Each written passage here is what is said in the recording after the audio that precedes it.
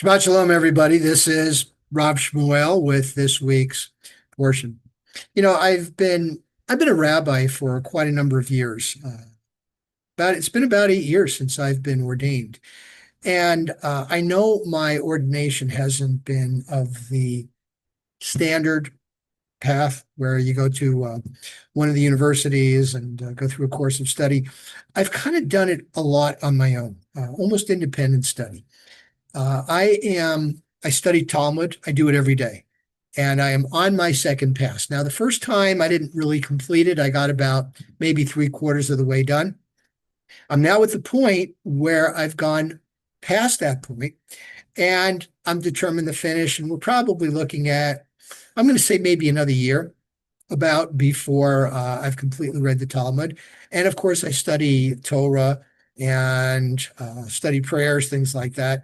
So it's not a matter of me patting myself on the back. I just really take pride in being a rabbi and being and knowing what Judaism is all about.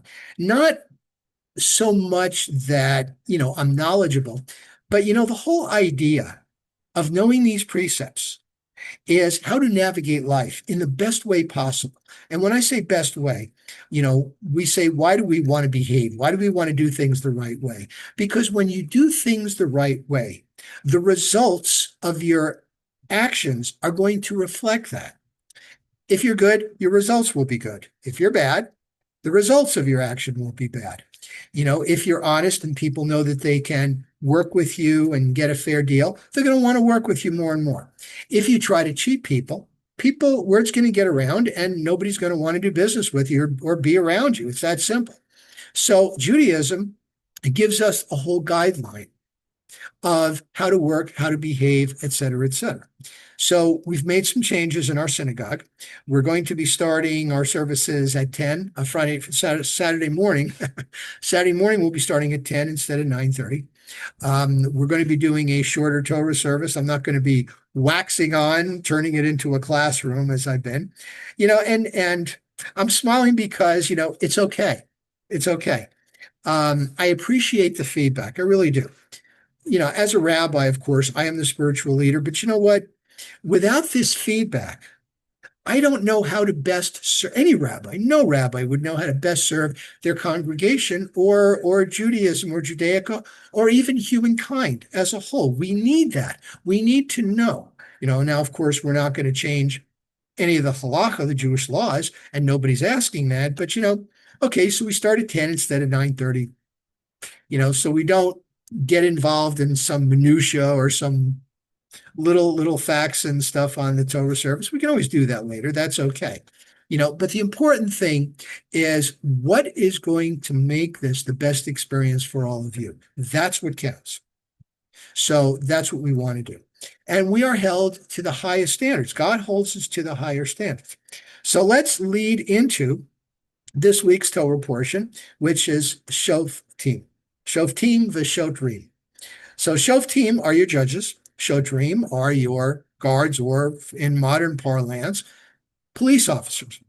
How do we run an orderly society? And look what God is demanding of us.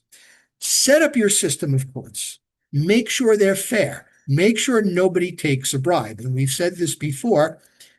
If you have, well, let's say it out. Let's say it as it is. There's no such thing as a partial judge. You cannot be partial, even if you're partial. If you are a judge and your brother or your wife comes up before you, you have to judge them. You cannot excuse themselves. Now, of course, yourself. Now, of course, I'm using an extreme case, but you get the idea. If it's your best friend that you've known forever and you have to judge, you do it according to the laws of Judaism. You don't show partiality. You don't even give somebody the impression of partiality. And if you have to find them guilty, you do that. But look at all the other demands. You need at least two witnesses to convict somebody. Everybody might know the person did whatever they're being charged with. You might have one witness that is like, oh yeah, they did it, I was there, and then describes it in detail. If you don't have that other witness, that person is not convicted. Now, the rationalization, and I think it's a fair one, is that in the end, it's God's divine justice. So one way or another, that person will face the consequences. Now, here's another kicker. You have two witnesses who say, oh, person was there. I saw him do it. I saw them do it. They describe it. Okay, fine.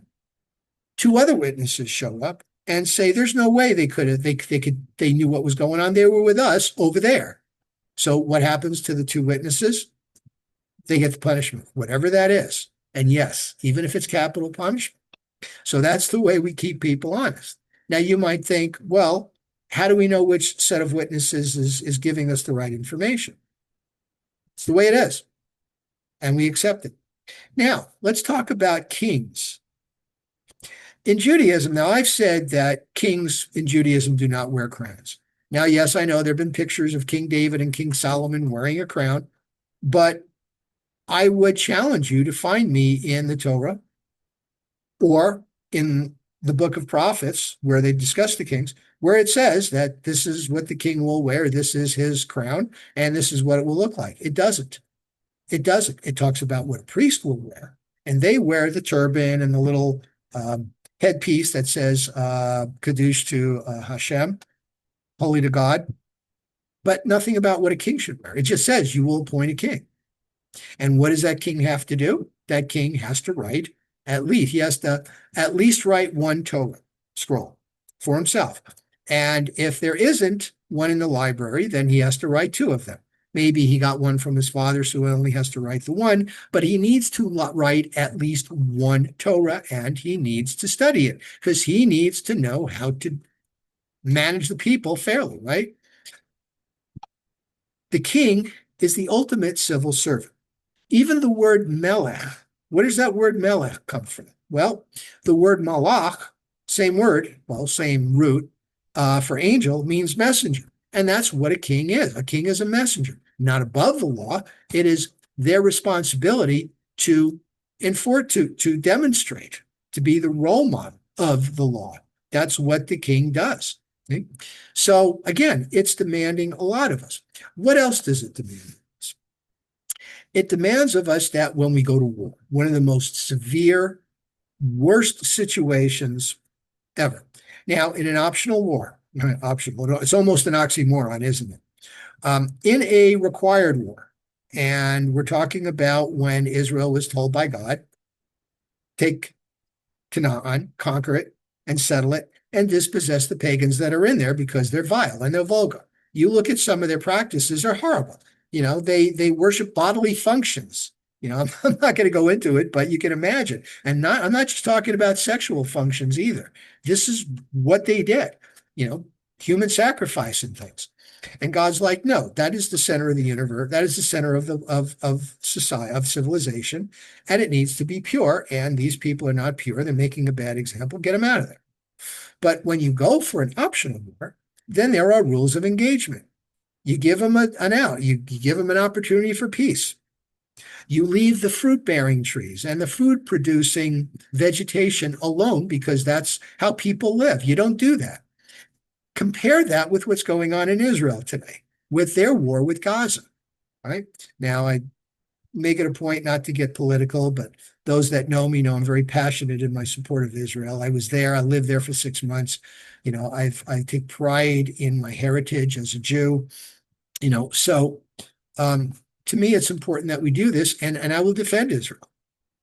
Israel tries to do the right thing.